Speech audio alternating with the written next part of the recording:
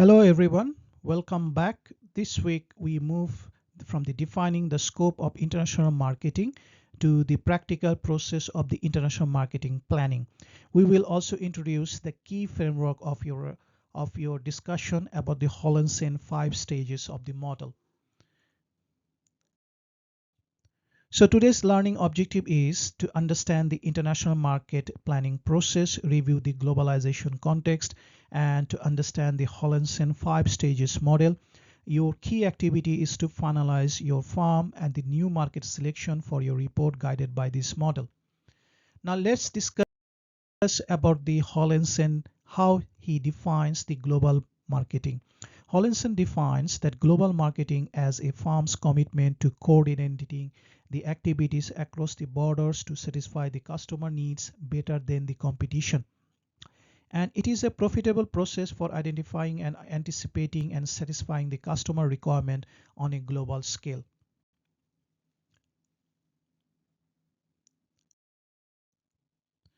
So it implies the firm that can be able to define the three core capabilities, that is the developing the global market strategy, then exploiting the home market knowledge, that is for thorough knowledge about the worldwide learning and the adaptation, and transferring the knowledge which is best practice to the new market. And you must need to assess the firms chosen have these capabilities. And globalization and international business, it are very much interrelated. Globalization is a macro trend of the growing interdependence between the countries, driven by the cross-border flow of goods, capital, and the technology, whereas international business is a primary vehicle that facilitates this process and creates global connection between supply and demand. Globalization is an interdependent relationship. That means that it is also focused about the money, power, ideas, and information and the people. And you need to think about the supply chain, and also you need to focus about the results in global connection between the supplies and the demands.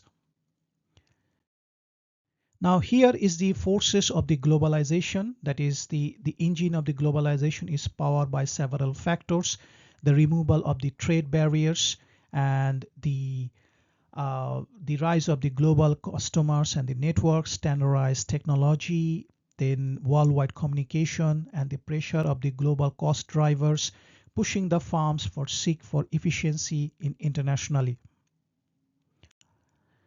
Now let's talk about the some of the discussion as an individual firm, that internationalization is a strategic response to those forces, and the key components are the powerful to creating the new market, growing the global brand, achieving the economic of scale, and staying competitive, and replacing the declining sales in the home.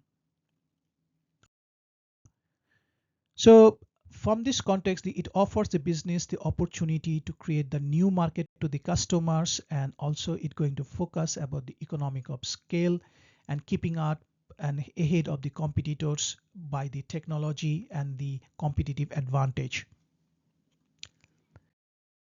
Now let's talk about the barriers of the internationalization.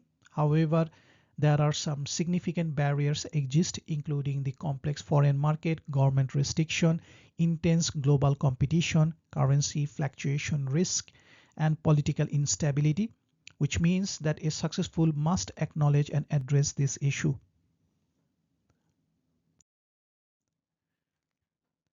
The rise of the protectionism, that means there is another significant modern barrier, that is called rise of the protectionism. Governments are increasingly acting to protect domestic economies through tariff and policies, as seen in Brexit and US-China trade wars. Often it is coupled with the rising the local brand loyalty, where the customers prefer brands that reflect their cultural identity. So local brand is loyalty is rising. You can see that made in China, it is one of the concept, and McDonaldization of the planet. These are the some of the concept is going on.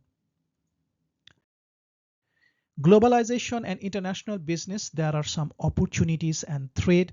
We must wait about the pros and cons. That is, the opportunities include lower cost, wider market, and access up to the innovation. And threat includes fierce competition, high operational cost, that is complex supply chain issues, robust plan leverages in the opportunities while mitigating the threats.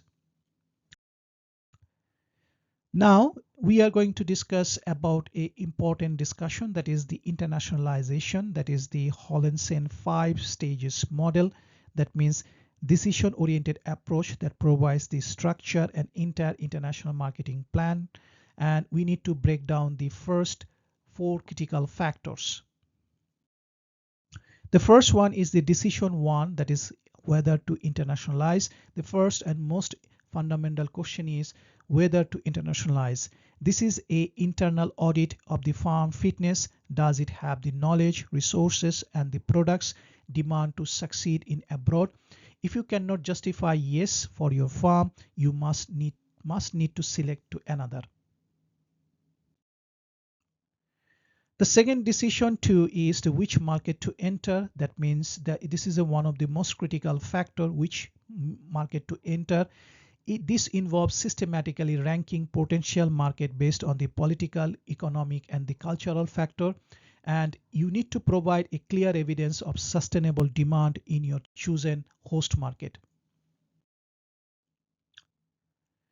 In the decision 3, that is the market entry strategies. Once the market is selected, you must choose how to enter. That means the entry mode strategy, how the low commitment option like exporting to high investment ones like acquisition or joint ventures can determine you the level of control, risk, and resource commitment.